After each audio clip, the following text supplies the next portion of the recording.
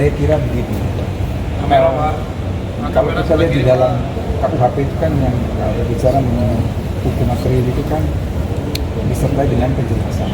Bahkan kami memuat anotasi dalam KUHP nasional itu sehingga memberikan guidance kepada aparat penegak hukum, khususnya penyidik dan penuntut umum, bahwa ini adalah maksud dari pembentuk undang-undang mengatur hal seperti ini, jadi sama sekali untuk mencegah jangan sampai ada terjadi kriminalisasi dan kesewenang-wenangan dalam semangatnya untuk itu ya. Ya, makasih. Kita menyesuaikan beberapa ketentuan dalam KUHP baru itu, terus terang ada yang typo, kemudian juga ada yang keliru dalam rujukan pasal dan hal-hal yang bersifat teknis sebetulnya. Itu saja sebetulnya. Jadi ini hanya terdiri dari 3 bab dan 9 pasal. Jadi kita menyesuaikan dengan KUHP nasional. Itu saja.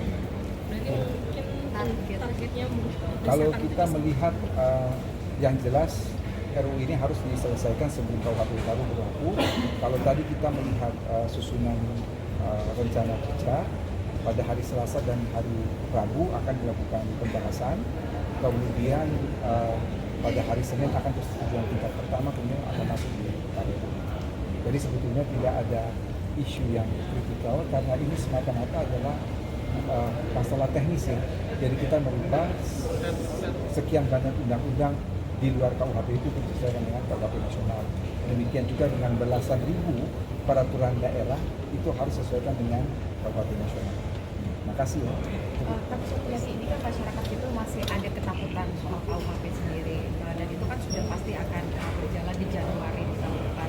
Nah, kalau untuk menjelaskan kepada masyarakat, koalisi masyarakat sipil yang masih punya ketakutan soal KUHP dari pemerintah sendiri, atau ada arahan khusus dari presiden juga Pak? Kalau saya mendengar yang dikhawatirkan oleh teman-teman koalisi masyarakat sipil, ada kekhawatiran terkait peraturan pelaksanaan KUHP itu sendiri sudah selesai. Jadi ada 3 peraturan pelaksanaan KUHP yang dalam bentuk peraturan pemerintah. Yang pertama adalah peraturan pemerintah tentang pedoman pemberlakuan hukum hidup masyarakat. Yang kedua adalah peraturan pemerintah tentang pemidanaan termasuk tindakan, dan yang ketiga adalah peraturan pemerintah tentang komutasi pidana. Itu semua sudah selesai dilakukan. Kalau saya melihat yang dikhawatirkan oleh teman-teman koalisi masyarakat sipil, jangan sampai KUHP ini berlaku tetapi belum ada peraturan pelaksanaan. Tapi saya katakan peraturan pelaksanaan itu sudah selesai. Kalau soal ketakutan bahwa nanti akan jadi alat kriminalisasi,